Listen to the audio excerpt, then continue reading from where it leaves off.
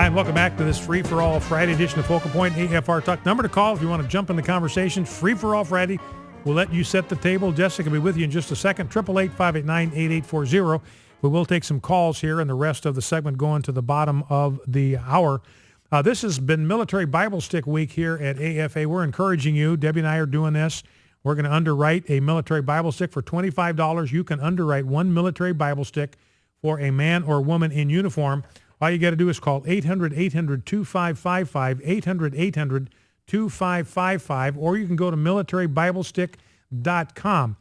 Now, this is a lightweight audio device about the size of a pack of gum. It's amazingly small. It's got little controls you can operate with your thumb. It is a dramatized version of the New Testament, so not just somebody reading it. That could maybe sound a little bit dry, but it's got music and dramatic reading and selected psalms. 400,000 of these units are already out the door. They've been sent free to military chaplains who in turn can give them to soldiers that request them. We want to make sure that every chaplain in the United States military that requests these Bible sticks has enough to put in the hands of a spiritually hungry soldier. So we want to encourage you to do this. Today's the last day of our push. It's been Military Bible Stick Week here at AFR. We urge you to do that today. They're getting requests from chaplains from all over the world. So this little Bible stick, it's an audio version, dramatized version, New Testament and some Psalms. It's small, portable. It's made to military specs, not much bigger than a pack of gum. It is a winner. Call 800-800-2555, 800-800-2555, or go to militarybiblestick.com. Just $25 to underwrite the cost of one military Bible stick. Now here, I'm looking at a story from hotair.com, and here is the headline of the story. Deep question, is a hump day camel racist? Uh-oh, guess what day it is? It's hump day. Woo-woo! So once again, here is the headline of this piece on hotair.com. Deep question, is a hump day camel racist? Mike. What day is it, Mike? Oh, come on. I know you can hear me. It just cracks me up. Anyway, here's a story out of Minnesota. Students at the University of St. Thomas in Minnesota have canceled an event to celebrate the end of the year after complaints that bringing a camel on campus could offend those of Middle Eastern cultures. The Hump Day event put on by the Residence Hall Association was supposed to be a petting zoo type of atmosphere in which students could hang out and take photos with a live camel. According to Aaron Mackey, the group's advisor, the camel is owned by a local vendor and trained for special events. But the event was subsequently canceled after students took to Facebook to proclaim their concerns. The Facebook page bristled with indignant comments. Some suggested the event was disparaging to Middle Eastern cultures, an example of animal cruelty, and even environmentally unfriendly. Quote, I think they thought the camel was coming from another part of the world and it would be bad for our carbon footprint. So the Hump Day camel event, petting zoo event, is off. Uh-oh. Speaking of the animal kingdom, here's a story out of thefreebeacon.com from Port St. Lucie, Florida. An alligator there helped to catch alleged car thief Calvin Rodriguez. This according to WPTV. This Calvin Rodriguez collided with the large reptile while trying to escape in one of his stolen vehicles. Apparently this guy had stolen at least 5 cars that were parked in parking lots like at Walmart, Sam's Club, Publix, and Winn-Dixie. He was said to be using shaved keys that would open the doors and start the engines of Honda and Acura vehicles. Police finally spotted him in a Honda Civic. He sped off, but was stopped in his tracks when the stolen car collided with a gator. Now, one other thing on the issue of racism, you got that just ridiculous thing where a camel is now some kind of symbol of racism or anti-Arab or anti-Muslim prejudice. There's a white privilege conference in Madison, Wisconsin. All this is designed to make people who are white feel guilty over their skin color. which is just racism. If they try to make you feel bad because of your skin color, that's just racism, because you can't do anything. You can't, unless you're Michael Jackson, you can't do anything about your skin color. You're born with what you've got. There's no reason to feel guilty about it. There's no reason to feel any pride in your skin color. It just is. And we ought to be satisfied with it because it's God's choice for us. So we ought to be happy to be in our own skin because that is God's choice for us. Nothing to feel guilty about, nothing to feel arrogant about either. Just be happy in your own skin because that's the skin color God assigned you. But there's a white privilege conference, Madison, Wisconsin, all designed to make you feel guilty about being white. The white privilege folks, this is progressivestoday.com. White privilege folks say Christianity is oppressive, while the violent Muslim Brotherhood is just a political party. Capitalism is bad, even though conference organizers hawk facilitator guides for $99. So capitalism is bad, but they're going to charge you $99 for a facilitator guide, and they're going to charge you $50 for a polo shirt, a white privilege polo shirt, but capitalism is bad. Other aspects include segregated workshops that are open only to some conference participants based solely on the color of their skin. What is that? That's racism.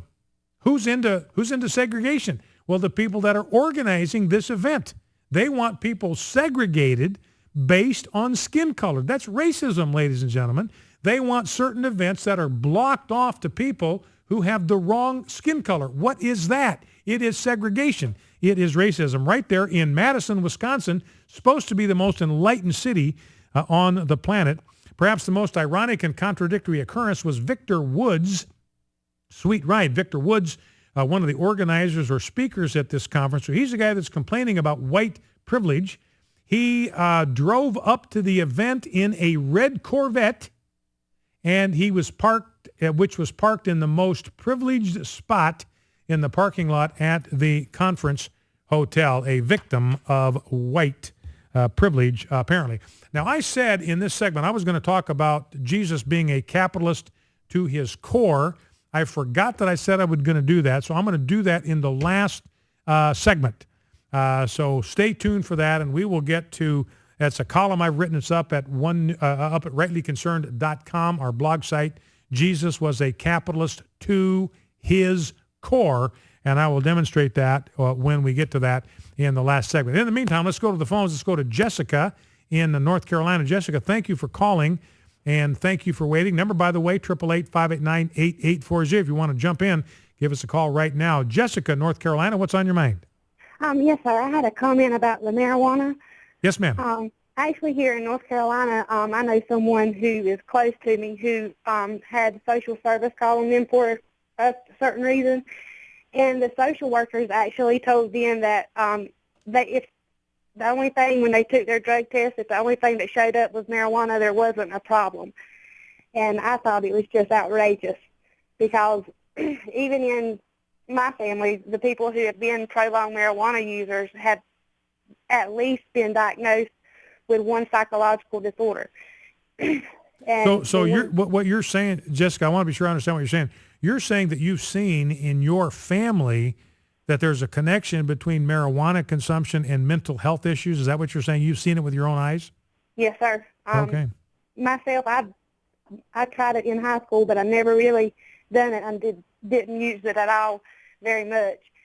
And I don't have any psychological disorders, but my sister, who is only a year younger than me, has bipolar disorder and other disorders that are psychological. Yeah. Well, and this, this piece from Heritage Foundation said, look, there's a connection that now have been diagnosed, has been identified by mental health researchers. There's a connection between marijuana and schizophrenia. Bipolar, I mean, it's not schizophrenia, but it's obviously a serious sort of emotional mental issue where you've got these wild swings from one pole to the other. That's bipolar. I mean, it's not the same thing as schizophrenia, but it's in the same kind of ballpark and definitely connected to the use of marijuana. All right, listen, I appreciate that call, Jessica. Here's another caller saying, look, if you're thinking about it, don't start. I mean, it literally can make you crazy. She's seen it in her own family. It can cause mental illness. And it can get you hooked. It can be a gateway drug. We had another caller, gateway drug to an entire community of people that you don't want to run with. You don't want to have anything to do. That's a whole culture that's not going to be good for you. Let's go to Ray in Georgia. Ray, welcome to Focal Point with Brian Fisher. What's on your mind? How you doing? Hey, I was down there at Walgreens. I picked up one of these coupon books down here, and it says here, right smack dab in the middle of this thing, it says, Walgreens celebrates LGBT Pride Month. Right in the middle of this thing. At the bottom of it, it's got a big old symbol here. It says Human Rights Campaign Foundation 2013, best places to work for LGBT equality. Right in the middle of this thing. Yeah. I couldn't believe it. Yeah, well, and they obviously know now that that's the group that they've got to cater to. That's the group that they've got to make happy. That's the group that they don't want to tick off, because that's the Gestapo.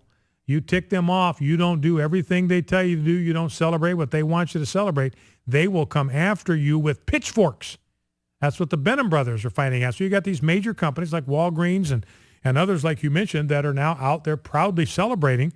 And ladies and gentlemen, this is a lethal lifestyle. We've been over the public health risks frequently, and we'll revisit them again because those are stubborn facts. And just because you ignore facts doesn't mean they don't exist. Just because you ignore the truth doesn't mean the truth does not exist.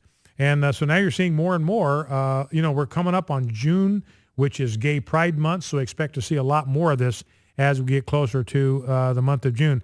Well, thank you, Ray. I appreciate that report, that basic report from the front lines about what's going on out there. Real quickly, let's squeeze in clip number 1, Rob, if we can. I was interviewed by the CBS affiliate in Boise about the marriage amendment, the judge vacating the decision, a magistrate judge overturning Idaho's marriage amendment. The Ninth Circuit has put a stay on that, so they're not going to issue licenses until it's heard on appeal. But here is my interview with CBS, the CBS affiliate, or KBOI, the CBS affiliate in the city of Boise last night. Even as Governor Otter and the Attorney General work to appeal the ruling which overturned Idaho's ban on gay marriage, others are speaking out. Immediately after the decision, Brian Fisher took to social media to voice his outrage over the ruling. Well, this is just another example of outrageous judicial tyranny. Here we've got another federal judge swinging her gavel like a sledgehammer and pulverizing everything that is in her way. Fisher says when it comes to marriage, there are several restrictions, including being able to marry multiple people. So he believes the amendment he helped write is in fact constitutional. It has no moral or legal authority, and I think Governor Otter would be well within his rights simply to refuse to obey this ruling. When we hit the streets of Boise, many people we talked with who were against the decision say it wasn't so much about gay marriage as it was that it came from the courts. So there you have it. People in Boise not happy with the fact that the courts have taken away the right of the citizens of Boise to make this decision, or the citizens of Idaho to make this decision for themselves. And again, the Ninth Circuit, surprisingly, issued a stay, so no marriage licenses in Idaho until the appeals court has a chance to hear it. But then, of course, if they remove that stay, then we're right back to where we were last night, with Idaho being compelled by a federal judge or judges to issue marriage licenses to same-sex couples. Focal Point AFR Talk. We'll be right back. Stay with us.